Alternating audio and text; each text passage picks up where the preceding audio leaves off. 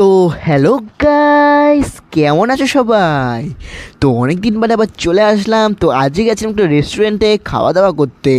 তো ঢুকেই তোমাদের প্রথমে দেখে দিলাম মেনু, আর তোমরা চাইলে পজ করে পড়ে নিতে পারো। আর এটা হচ্ছে রেস্টুরেন্টের নাম হচ্ছে আড্ডা। তো আমি এখানে একা যাইনি, আমার সাথে গেছিলো, মানে আমি যাদের সাথে গেছিলাম সেটা হলো মা, মামা, মামি, ভাই, বোন, সবাই মিলে গেছিলাম। তো এই দেখো আমার ভাই, ছোট্ট ভাই দেখো কী করছে দুষ্টুমি। তারপর তোমাদের চারপাশের অ্যাম্বিয়েন্সটা দেখিয়ে দিলাম।